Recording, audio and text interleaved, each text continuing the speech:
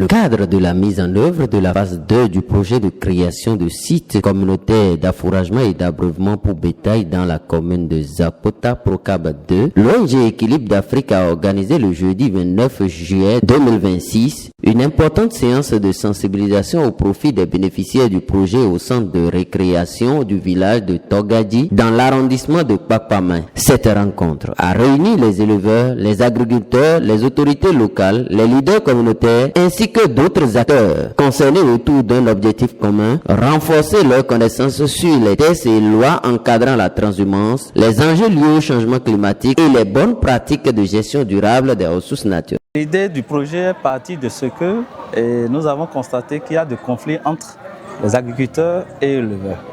Et toujours dans ce cadre, le gouvernement avait initié un projet procès et ONG Équilibre d'Afrique, en accompagnant ce gouvernement dans ce sens, a élaboré ce projet cofinancé par le Fonds national pour l'environnement et le climat et la GIZ à travers le financement Iki Small Camp.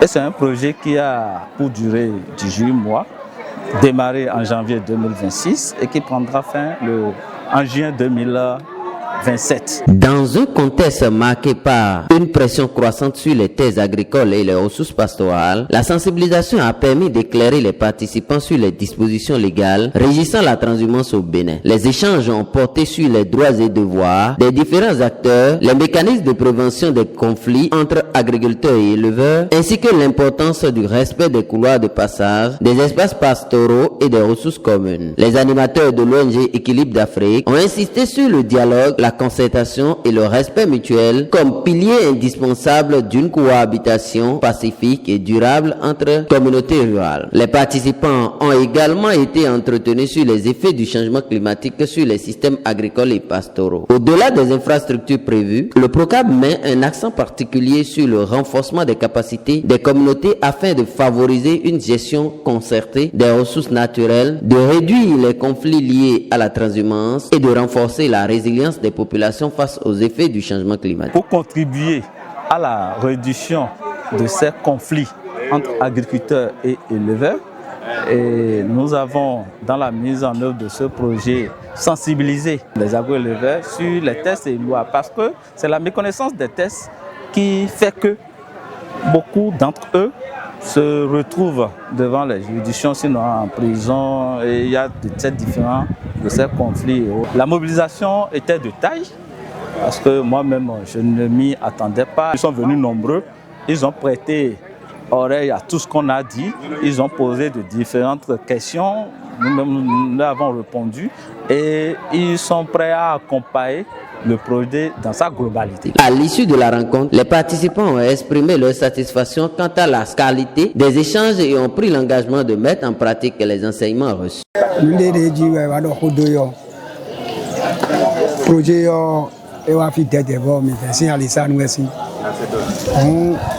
Kawana aikuma rutogaji se ami to kwe kuno bobu do ko wa na momi ya nya bichiru bwana aikuma rutogaji do o vemo mindiru kanisi ko me uje sombo projet kawa sensibilisation mbo ye jazo waji boa yulo kambu yulo mbodo mejire mi do plede na ho fulani ko fon ko bi play mi play bo ko no boa e wa ya wa do ko pere pere ni aye jimi ano o do po me na no bo nibi ay no vino vieyo e wa do ko ne len mi bo se je ka do puru e wa ka no even mi tide ngbe don e do mi na do gbe hanu yin bule e mo e punto nu ye o na no si ko si video na no si bana isano bi o me di public ma no gba no a on kan ni to lo a kon kan ni boyi gresi lo na kon adaka bo ko nu yin bu do se je ka me wa adaka nu yin bu se je ka finile ya ka bi. La sensibilisation ça porte sur la collaboration entre l'éleveur et l'agriculteur. Parce que l'agriculteur est dans la brousse, l'éleveur aussi dans la brousse. On doit faire tout possible que les deux là doivent être en harmonie à tout moment. Parce que l'agriculteur accuse l'éleveur. L'éleveur aussi accuse l'agriculteur. Bon, il y a des lois qui canalisent chaque acteur dans son domaine. Et aujourd'hui là, on vient de nous mettre à la lumière la loi qui parle de l'agriculteur et qui parle aussi de l'éleveur. En grosso modo, c'est que l'éleveur a besoin de l'agriculteur.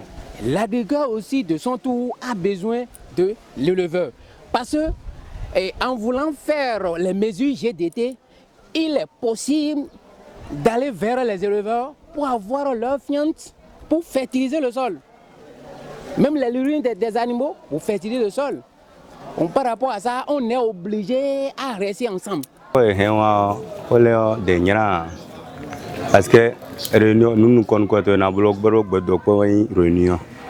Réunion, mais on a les meruko do ouvert ko me on e akombra ko de clé bon nous connaissons mina wa no ne no modo réunion me on e ko mi clé donc mi sotu dedo de me ami sotu baba de fondi mi sotu ne de ami me bi ndoko mais a hoso mina dogbena comme ewe don ene wa bo domi doko bo mina du wan doko mina do hodoko.